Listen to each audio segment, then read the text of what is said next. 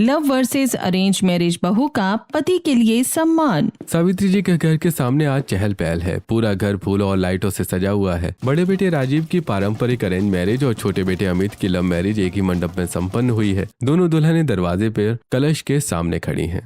अरे भाई वाह, क्या बात है, मानना पड़ेगा सावित्री, तेरी दया और दरिया दिली तो सच में सलाम करने लायक है। हम तो शुरू से सुनते आए हैं कि एक मयान में दो तलवारें कभी रह ही नहीं सकती, पर तेरे इस एक ही घर में दो बिल्कुल अलग अलग तरीके की बहुएं आ रही हैं। कैसी झेलेगी तू इन्हें? अरे बहन, तलवारें क्यों कह रही हो इन्हें? अब दो बहुएं आएंगे तो घर में रौनक भी तो दो गुनी बनी रहेगी। अरे कहने की बात है सावित्री, कहना बहुत आसान होता है। एक अरेंज मैरिज वाली बहू और दूसरी लव मैरिज वाली बहू, दोनों के नखरे अलग, दोनों का मिजाज अलग, इन्हें संभालना कोई आसान खेल थोड़ी ना है। अरे भैया तौबा तौबा, भगवान बचाए, हम तो ऐसी आफत से 4 कदम दूर ही रहते हैं। अरे चाची, आप हमेशा फालतू की बातें लेकर क्यों बैठ जाती हो?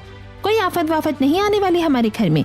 अब तो जो लव मैरिज वाले कपल्स होते हैं, अगर उनके बीच की अंडरस्टैंडिंग अच्छी होती है तो वो भी तो एक दूसरे के साथ बहुत खुश रहते हैं ना।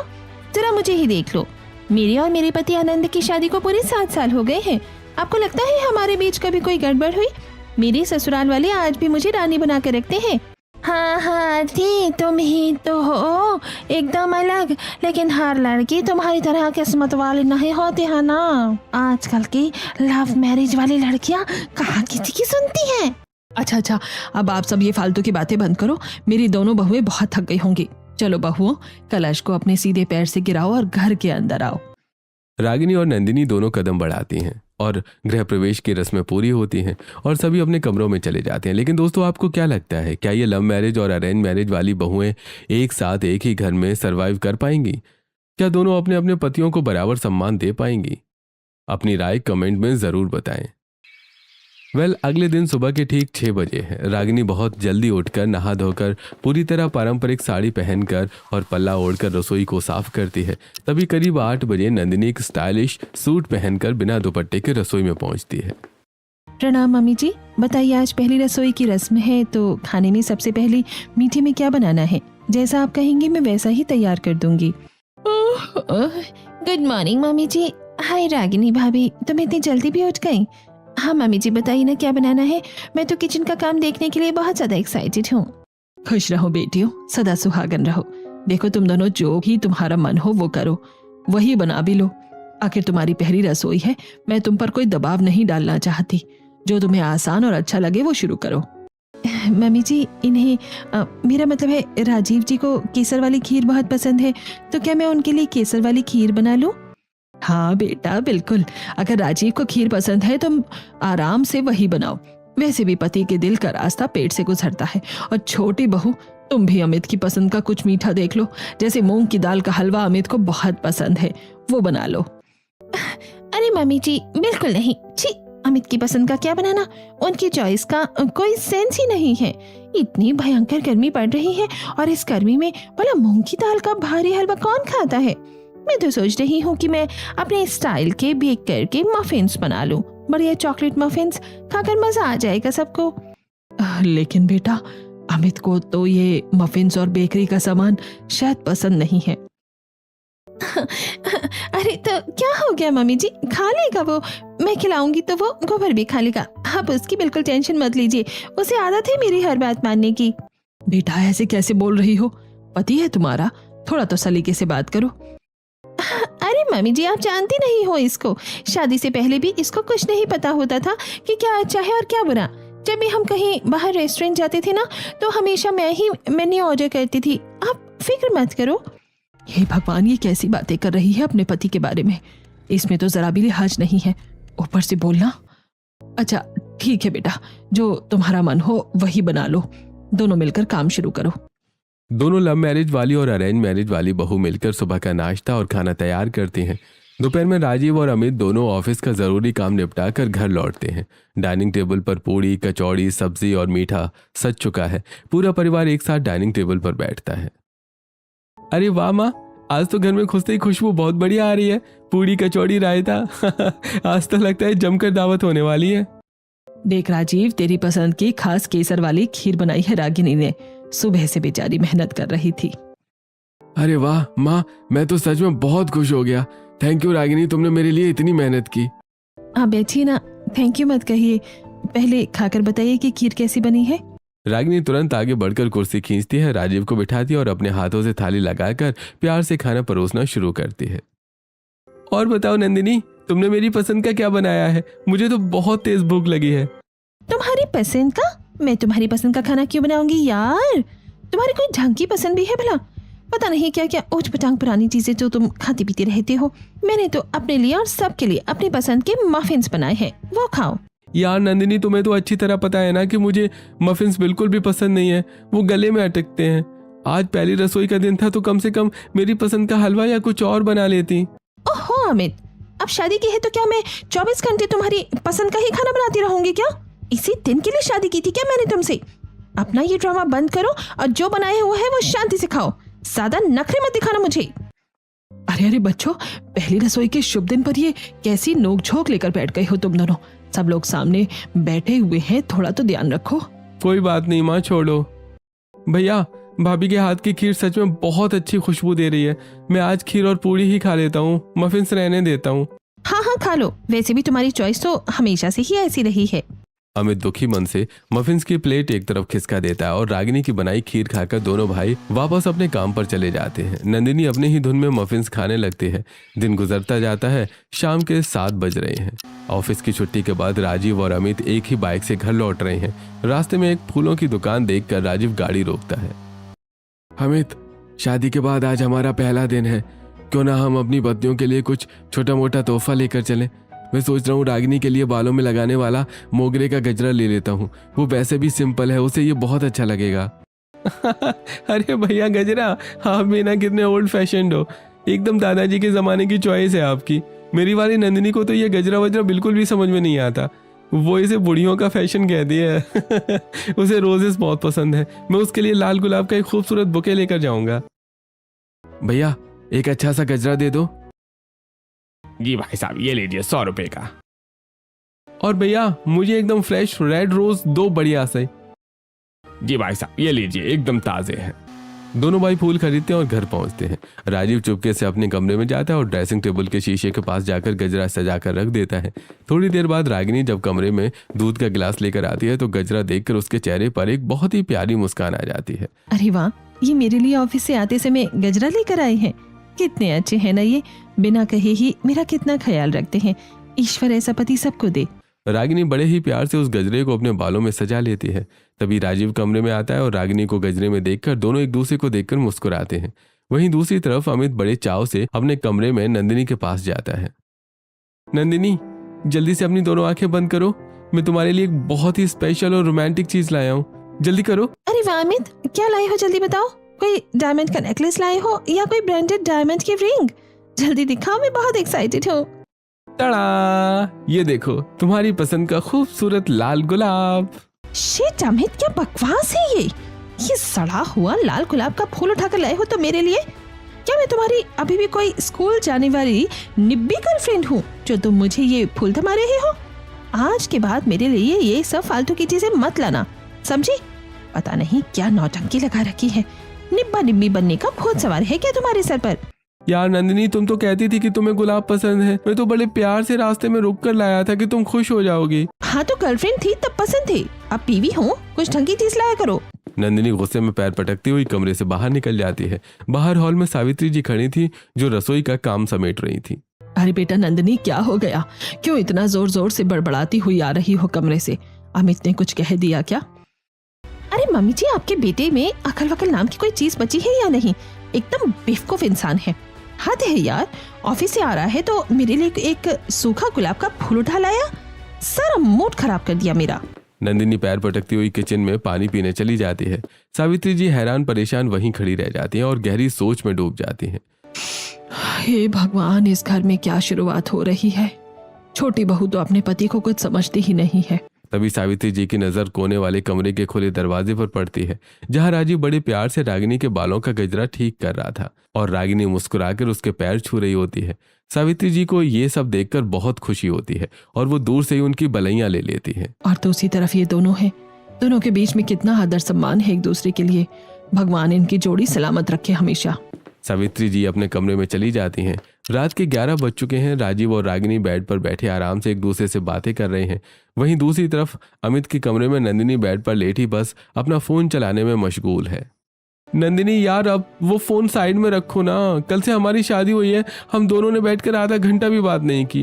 मुझसे थोड़ी बात तो करो, बताओ कैसा लग रहा है तुम्हें यहाँ पे। अरे यार अमित, क्या बात करूं तुमसे? तुम्हारा दिमाग हमेशा खराब रहता है क्या? देख नहीं रही हूँ अपनी बेस्ट फ्रेंड से चैट कर रही हूँ, उसे अपनी शादी की तस्वीरें भेज रही हूँ। परेशान मत करो मुझे, अपना काम करो और सोने दो। यार पता नहीं इसको क्या हो गया है, पहले तो ऐसी नहीं थी, हमेशा किट करती रहती है और मेरी हर बात पर चिल्लाती रहती है। कुछ अच्छा सोचना पड़ेगा। अमित चुपचाप दूसरी तरफ मुंह करके सो जाता है। अगले दिन सुबह, कल नंदिनी का मूड खराब था तो आज रविवार है, उसे खुश करने के लिए कहीं बाहर ले जाता हूँ।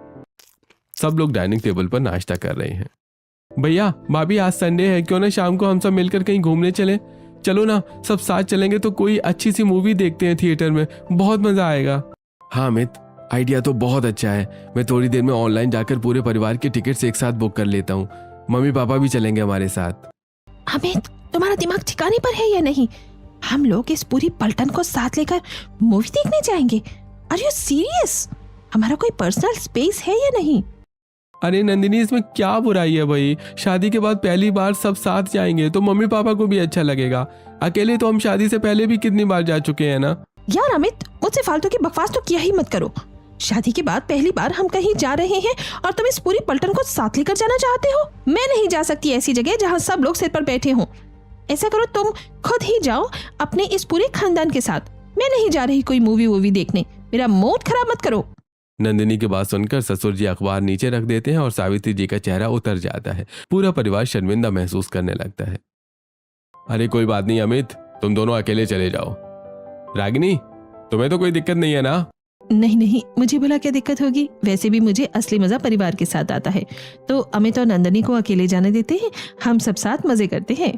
ठीक है नंदिनी, तुम गुस्सा मत करो। मैं सिर्फ हम दोनों की टिकट बुक कर लेता हूँ। हम दोनों अलग मॉल में चलेंगे, तुम खुश रहो। हाँ, और सुनो, अपनी तरह घटिया चॉइस मत लगा देना वहाँ भी कि किसी सस्ते थिएटर की टिकट बुक कर लो। मेरी चॉइस की प्लैटिनम सीट बुक करना, वो भी कॉस्मोस मॉल में, समझ गए? मैं नॉर्मल क्लास में बैठकर फिल्म नहीं देख सकती। नंदिनी इतना बोलकर कुर्सी से उठती है और पैर पटकती हुई वापस अपने कमरे में चली जाती है। अमित शर्मिंदगी से सबके सामने सिर झुकाए बैठा रहता है। वहीं रागिनी, राजीव और पूरे परिवार के साथ मूवी जाती है। धीरे धीरे शादी को एक हफ्ता बीत चुका है। एक शाम बारिश होने की वजह से पूरा परिवार हॉल में चटाई बिछाकर ताश खेल रहा है। खेल खेल में अमित एक गलत पत्ता फेंक देता है और बाजी हार जाता है। अरे भाभी देखो इसे, जरा अपने इस देवर को देखो। आपको पता है इसके अंदर तो बिल्कुल भी अक्ल नहीं है, कोई सिविक सेंस नाम की चीज ही नहीं है इसमें। ये शादी से पहले भी जब हमारे दोस्तों के साथ खेलता था तब भी ऐसे ही बुद्धू जैसी हरकतें करता था। अगर मैं इसके साथ ना रहूं ना तो ये अपनी बैंड ही बजवा ले। पता नहीं यार अमित, तुम इतने बड़े बेवकूफ कैसे हो सकते हो? कोई बच्चा भी ये पत्ता नहीं फेंकता। यार नंदिनी, थोड़ा तो देखो, सब बैठे हैं, कैसे बात कर रही हो? अरे तो तुम्हारी हरकतें ही ऐसी हैं, कोई भी मजाक बना देगा, पागल कहीं के। अमित का चेहरा सबके सामने बिल्कुल उतर जाता है। वो ताश के पत्ते नीचे रख देता है और खेल वापस शुरू होता है। तभी अबे यार शिट, अब तो मैं गया। क्या ही पत्ते आ गए यार। मेरे होते हुए ये कैसे हार सकते हैं? रागिनी सबकी नजरें बचाकर चुपके से अपना अच्छा पत्ता राजीव के पत्ते से बदल देती है और राजीव को जिता देती है। राजीव रागिनी की इस समझदारी को देखकर दिल से मुस्कुराता है। Thank you. अगले दिन सोमवार की सुबह है। दोनों भाई ऑफिस जाने के लिए तैयार हो रहे होते हैं। अमित जल्दी जल्दी से अपनी शर्ट के बटन ऊपर नीचे लगा लेता है। तभी नंदिनी कमरे में आती है और अरे यार अमित, तुमसे ज्यादा बेवकूफ और जाहिल इंसान मैंने अपनी लाइफ में कहीं नहीं देखा। ये देखो अपनी हालत कैसी नमूनों जैसी बना रखी है। कैसे पागल लग रही हो तुम। कपड़े पहनने का भी ढंग नहीं सिखाया क्या किसी ने? अरे नंदिनी प्लीज यार, थोड़ा धीरे बोलो ना। बाहर हॉल में मम्मी पापा बैठे हैं, आरती दीदी भी आई हुई हैं, सबको आवाज आ रही होगी। अरे धीरे क्यों बोलूं मैं? कोई चोरी की है क्या मैंने? तुम्हारी हरकतें ही ऐसी पागलों जैसी हैं। ड्रेसिंग सेंस नाम की तो कोई चीज ही नहीं है तुम में। यार मुझे तो अब समझ आ रहा है कि कहीं मैंने तुमसे लव मैरिज करके अपनी लाइफ ही सबसे बड़ी गलती तो नहीं कर दी है। पता नहीं कैसे मैं तुम्हारे साथ इतने साल रिलेशनशिप में रह चुकी हूँ। मुझे तो अपनी चॉइस पर तरस आ रहा है। तभी आरती कमरे के पास से गुजर रही होती है और इतने तेज चिल्लाने की आवाज सुनकर हैरान होकर अंदर आ जाती है। अरे भाभी क्या हुआ? सुबह सुबह क्यों इतना जोर जोर से चिल्ला रही हो? पूरे घर में आवाज गूंज रही है। अरे देखो आरती, अपने इस भाई को, बेवकूफ जाहिल इंसान कहेगा, शर्ट के बटन भी ढंग से नहीं लगा सकता। ऐसी ऐसी हरकतें करता है और ऊपर से मुझे बोल रहा है कि तेज मत बोलो, जैसे मैं इसकी गुलाम हूँ। अच्छा लेकिन नंदिनी, जो भी हो, कमरे की बातें कमरे तक रखा करो, धीरे बोला करो। आरती नंदिनी को समझाकर चली जाती है। तभी हद है यार, मेरा पति है, मैं जो चाहूंगी वो बोलूंगी, मेरा हक है इस पर, तो मैं कभी भी चिल्ला सकती हूँ, क्या ही फर्क पड़ता है। नंदिनी अपना चिल्लाना जारी रखती है, जबकि बाहर हॉल में सावित्री जी सब सुन रही थी और उनकी आंखों में आंसू आ जाते हैं। देख रहे हो जी, इन दोनों में प्यार तो दिखता है, लेकिन इनके बीच आपस में सम्मान बिल्कुल भी नहीं है। और जिस रिश्ते में पति का सम्मान खत्म हो, वो रिश्ता ज्यादा दिन कैसे टिकेगा। एक तरफ घर में लव मैरिज वाली बहू के कमरे का ये हाल था, तो वहीं अरेंज मैरिज वाली बहू के कमरे में, अरे यार एन वक्त पर इस शर्ट का सबसे जरूरी बटन ही टूट गया। आज तो ऑफिस के लिए पक्का लेट हो जाऊंगा। सुई धागा कहाँ रखा है अब? इतना परेशान क्यों हो रही हैं आप? ये लीजिए आपकी शर्ट, बटन बिल्कुल सलीके से टाक दिया है मैंने। अरे मैं तो अभी ढूंढ ही रहा था, तुमने इतनी जल्दी लगा भी दिया। Thank you so much Ragini, वरना आज बॉस से बहुत डांट पड़ती। थैंक यू क्यों कह रहे हैं आप? ये तो मेरा फर्ज है ना, आपके सारे काम समय पर पूरे हों और चेहरे पर ये मुस्कान रहे, यही तो मेरा सबसे बड़ा सुख है। तो दोस्तों, नंदिनी अपने पति अमित के साथ जो व्यवहार सबके सामने कर रही है, क्या आपको लगता है कि हर लव मैरिज में ऐसा ही होता है? और क्या हर अरेंज मैरिज कपल राजीव और रागिनी की तरह एक दूसरे का इतना सम्मान करते हैं? हमें कमेंट में अपनी राय जरूर बताइएगा। घर में आज सत्यनारायण भगवान की पूजा है, इसलिए दूर के कुछ रिश्तेदार, बुआ और मौसी आई हुई हैं। शाम को अमित और राजीव ऑफिस से लौटते वक्त घर के लिए चाट और पकौड़ी का सामान पैक करवा कर लाते हैं, लेकिन अमित जल्दी जल्दी में भूल जाता है कि आज घर में शुद्ध पूजा है और वो चाट में प्याज डलवा लाता है। अरे यार अमित, तुम सच में महामूर्ख हो। तुम्हारे दिमाग का स्क्रू ढीला है क्या? सुबह चिल्ला चिल्ला कर कहा था कि आज पूजा है, प्याज मत लाना, पर तुम्हारे इस छोटे से दिमाग में कोई बात घुसती ही नहीं है।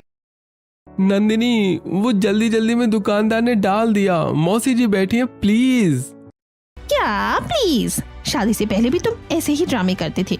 मौसी जी, ये बंदा इतना बेवकूफ है कि इसके हाथ से हमेशा गोबर ही होता है। पता नहीं आप लोग इसे कैसे झेल रहे थे। मैं तो परेशान हो गई हूँ। वो तो मेरा दिल आ गया था, वरना मैं इस जैसे लड़के से शादी कतई नहीं करती। अरे सावित्री, अरे तेरी छोटी बहू तो अमित को बड़ी खरी खरी सुनाती है। हाँ? वैसे सच में अमित में तो अकल ही नहीं है। और ये राजीव, रागिनी बहू, राजीव के सर पर तो अभी से गिने चुने बाल बचे हैं, थोड़े दिन में पूरे टकले हो जाएंगे। तुम्हें कभी ऐसा नहीं लगता है कि क्या तुम्हारे पति कम और तुम्हारे बाप ज्यादा लगता है? जरा अपनी जोड़ी तो देखो। राजीव मौसी जी की बात सुनकर नजरें झुका लेता है और उदास होकर चुपचाप सोफे पर खिसक जाता है। तभी मौसी जी, आप हमारी बड़ी हैं, आदरणीय हैं, पर ऐसी बातें शोभा नहीं देती आपको। ये मेरे पति हैं और एक सुहागन औरत की पहचान उसके साजो श्रृंगार, उसकी बिंदिया और सिंदूर सब उसके पति से ही होता है। अरे मैं तो मजाक। अगर ये नहीं होंगे तो मेरा ये अस्तित्व किस काम का मौसी जी? मेरे लिए तो ये दुनिया के सबसे सुंदर और देवता समान इंसान हैं। इनके बालों से या उम्र से मेरी नजरों में इनका सम्मान रत्ती भर भी कम नहीं होता। रागिनी की बात सुनकर मौसी का मुंह बिल्कुल बंद हो जाता है और वो बगलें झांकने लगती हैं। सत्यनारायण जी की पूजा के बाद घर वाले दोनों कपल्स को थोड़ा वक्त बिताने के लिए शिमला घूमने भेजते हैं। चारों एक खूबसूरत हिल स्टेशन पर पहुंचते हैं। सुबह के समय बर्फबारी देखने के लिए दोनों कपल्स वादियों में घूम रहे थे। अमित अपनी धुन में कैमरे से फोटो खींचते हुए आगे चल रहा होता है और अनजाने में उसका ध्यान नहीं रहता कि नंदिनी पीछे रह गई है और वो उसका हाथ पकड़ना भूल जाता है। अमित, रुको वहीं के वहीं। अंधे हो गए हैं क्या तुम? तुम्हें दिखाई नहीं दे रहा कि मैं कितनी पीछे रह गई हूँ और तुम अकेले अकेले आगे आगे भागे जा रहे हो। हाथ पकड़कर नहीं चल सकते थे मेरा? कोई तमीज है या नहीं तुम में? ओहो सॉरी नंदिनी, वो बर्फ देखकर मेरा ध्यान थोड़ा भटक गया था। अरे गुस्सा मत करो यार, आओ मैं तुम्हारा इस वाइट बैकग्राउंड में एक बहुत अच्छा सा फोटो क्लिक कर देता हूँ। यहाँ आओ, स्माइल करो। अमित नंदिनी की फोटो लेता है। उसके बाद लो दिखाओ, शिट अमित, इतनी घटिया और बकवास फोटो खींची है मेरी, पूरी फोटो धुंधली है। कोई अकल है तुम्हें या सब बिछ खाई है? अरे वो धूप की चमक से। शिट यार, तुम किसी काम की नहीं हो, एकदम यूजलेस और डम्ब इंसान हो। सबके सामने मेरा मूड खराब कर दिया। तभी आसपास के लोग देखने लगते हैं। अमित की आंखों से आंसू बहने लगते हैं। नंदिनी, सबके सामने थप्पड़।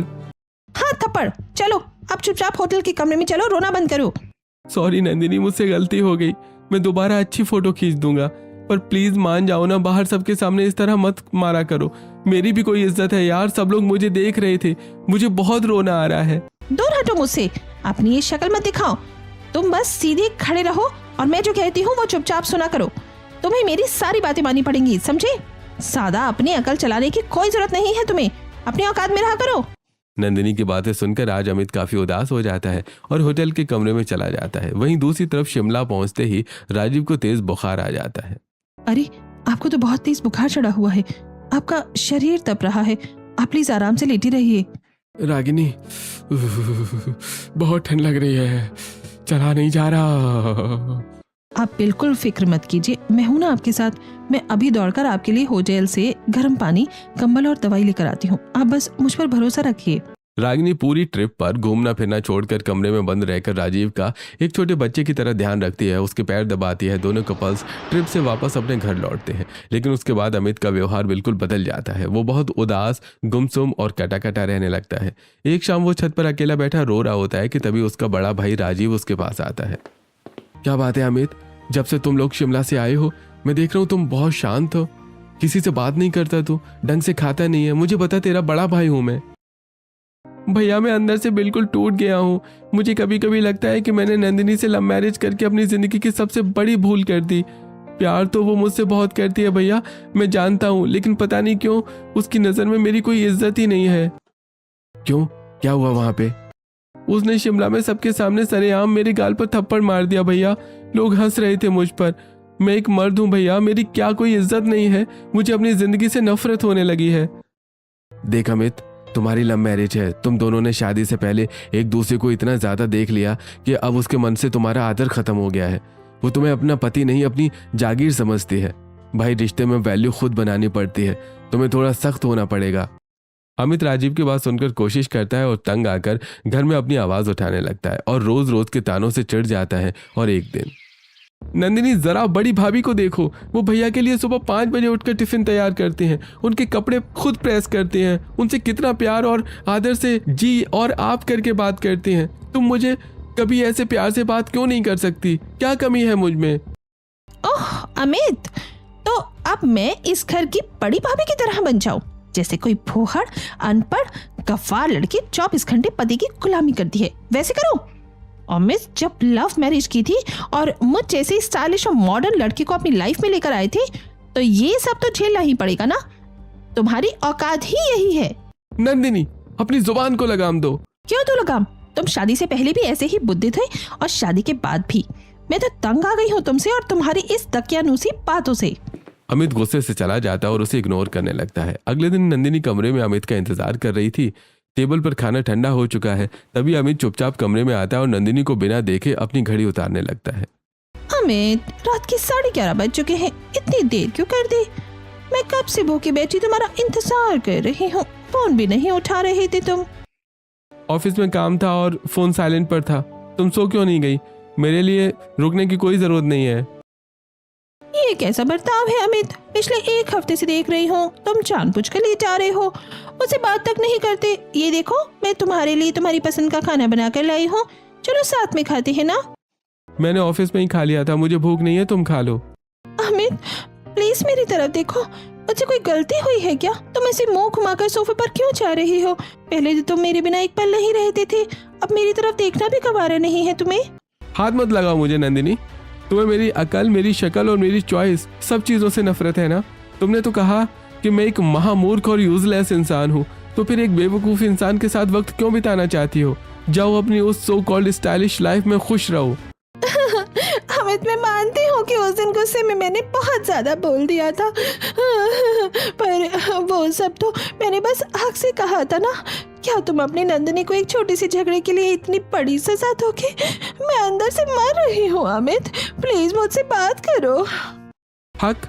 जब रिश्ते में आदर ही नहीं बचा नंदिनी तो हक कैसा? तुमने प्यार के नाम पर मेरी मर्दाना इज्जत को सबके सामने मलबे में मिला दिया।